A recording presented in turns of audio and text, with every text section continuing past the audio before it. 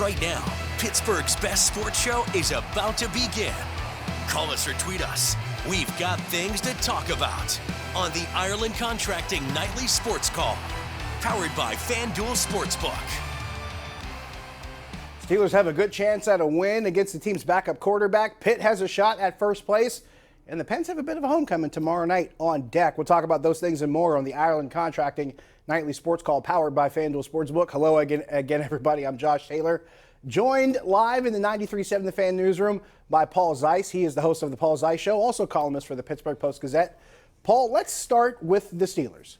I had this talk with Andrew Filippone earlier in the day during KDKA News at 4. We talked about Geno Smith. Pony had some interesting words to describe Geno Smith. He called him the human bye week. So it seems like Pony's pretty confident the Steelers can beat the Seahawks. Do you share his conviction in this game being this easy facing Seattle's backup quarterback? Well, I mean, Geno Smith's just not very good. I mean, let's face it. He is what he is. He's a serviceable backup quarterback in the NFL. He throws the deep ball reasonably well. He's not terribly accurate, but he's a guy that if you, I guess, let him get hot, he could beat you. You know, I don't know that I've seen that happen really with him in his career, other than when he was at at West Virginia.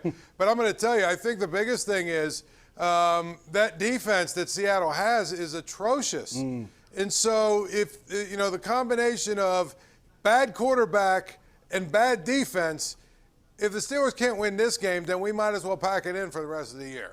Yeah, I'm sitting there thinking, you know, just the thought of whether or not it feels like these two teams have almost flipped in the past couple weeks. Because a couple weeks ago, the Steelers were a team whose offense couldn't really seem to get things together, and the defense was maybe teetering because they didn't have guys healthy.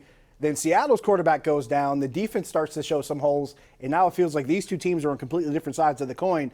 A game that we thought could be a question mark at best and probably a loss at worst for the Steelers now turns into, on the opposite side, looks like a win at the most and a question mark at the least.